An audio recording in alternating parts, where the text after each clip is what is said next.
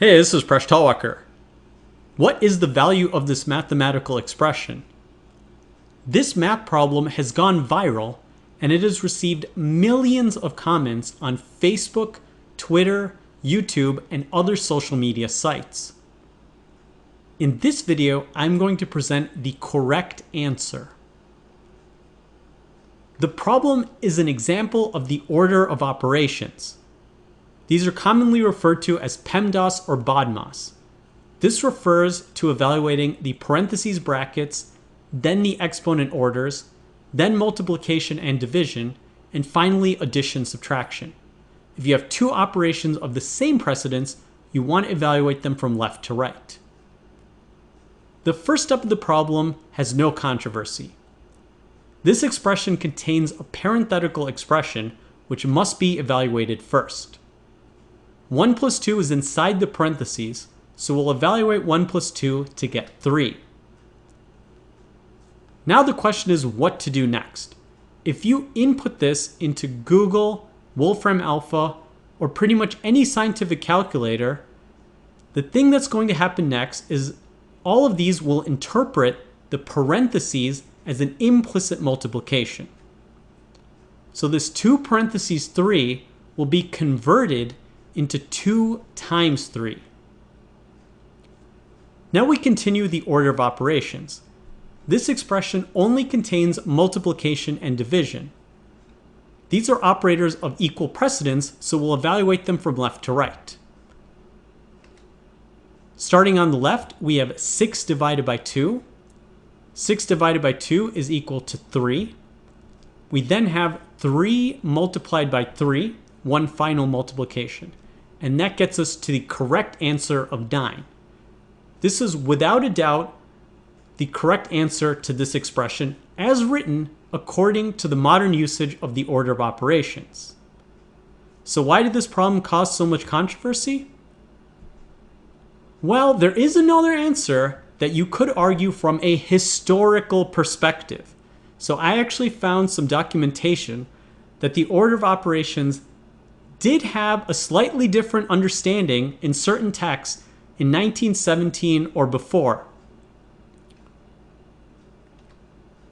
So the first part of the equation is the same as before. We have a parenthetical expression, and this should be evaluated first. We have 1 plus 2, and that becomes 3. The debate then centers around this division symbol. So what does it mean that we have 6 divided by 2 parentheses 3? Well, there were textbooks and there was a lot of usage that if you had this division symbol where you had something on the left divided by something on the right, this was understood to mean you want to divide the entire product on the left by the entire product on the right. So for example, if a textbook wrote x divided by 2y with this division symbol, they actually did mean x divided by parentheses 2y. You wanted to take 2y as the entire product and have that as your denominator. So under this historical usage, which is a special exception to the order of operations, and we don't use it anymore, you would want to take this product on the right as your divisor. So applying this rule would then lead to the expression 6 over 2 multiplied by 3. We will now convert the multiplication in the denominator so that 2 times 3 is equal to 6.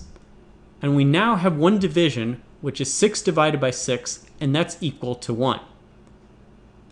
So many people argue that 1 is the correct answer, and there is some historical justification of this because of the way that text used to use the division symbol. I would suggest this is probably because of some historical artifact about typesetting. It would have been much easier to write the division symbol and have the understanding you want to divide everything on the left by everything on the right. You wouldn't need to have an expression where you write a numerator over a denominator. That would take up a lot more vertical space. And you also would need to keep putting parentheses everywhere. This would be just something that would be understood. Today, we don't use this practice because it can be confusing. Instead, we follow the order of operations. if we want to have a fraction, we will put it as an expression like 6 over 6, which is written here. So the correct answer to this problem is 9, but there is some historical justification for the answer of 1, but it's not how we would interpret the problem today. Did you get to the correct answer of 9? Thanks for watching this video. Please subscribe to my channel. I make videos on math and game theory. You can catch me on my blog, Mind Your Decisions, which you can follow on Facebook, Google+, and Patreon. You can catch me on social media at Presh Talwalkar. And if you like this video, please check out my books. There are links in the video description.